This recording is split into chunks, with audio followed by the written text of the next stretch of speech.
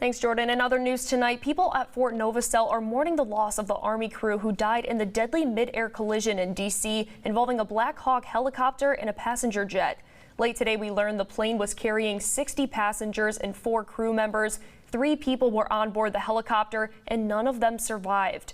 At least 28 bodies have been pulled from the icy waters of the Potomac River. Investigators say one air traffic controller was responsible for coordinating helicopter traffic and arriving and departing planes when the collision happened Wednesday night. Investigators also say that the configuration was not normal, but a person familiar with the matter said the staffing at the air traffic control tower was on a normal level. Despite this tragedy, some flyers in Alabama are still moving on with their travel plans, while on edge, some are putting their faith in the crew. This is a very safe thing. Thousands of planes travel every day. Like hundreds of thousands of planes travel every week, every month. You never hear about things like these. Things are global events, and you almost never hear about it. While there is no confirmed cause of the collision, the Federal Aviation Administration has long struggled with a shortage of air traffic controllers and identified fatigue as a factor that might lead to mistakes. And here in the Wiregrass, Fort Novacell is the home of Army aviation and where all military helicopter pilots are trained. Let's go now to WDHN's Robert Smith, who's been following this tragedy and the impacts here in the Wiregrass. Rob?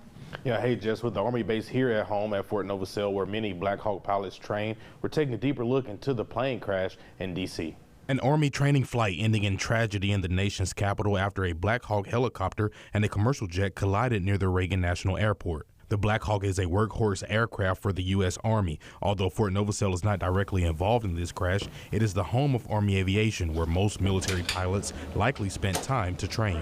They conduct 14 to 23 weeks of qualified training in AH-64 Apache helicopters, CH-47 Chinook helicopters, and UH-60, which are Blackhawks, training over 4,000 aviators a year. The mid-air attack happened Wednesday evening when a Blackhawk crashed into an American Airlines passenger jet, leaving over 60 people dead, marking this as the first major commercial crash since 2009. At least 3 of the bodies found were soldiers. The plane was cleared for landing by air traffic control. White House officials believe it played a factor in the collision, but Army officials believe data need to be analyzed first.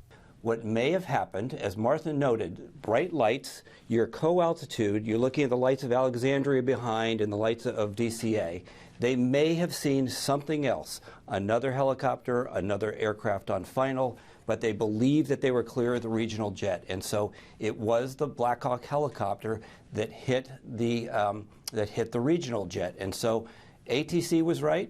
Plane collisions are unfortunately not as rare. The last Blackhawk crash in Alabama was in Madison County in North Alabama. Crashes are not a stranger in the Wiregrass either. The last helicopter crash, which involved an Apache helicopter, was in August of last year, killing a Fort Novacell instructor pilot. Apaches are a multi-role attack helicopter, and Blackhawks are used for transport and support. The identities of the soldiers killed in the D.C. crash have not been identified yet. We'll keep you up to date on the latest on the D.C. crash on air and online. We're live in the newsroom tonight. Robert Smith, WDHN News for the Wiregrass.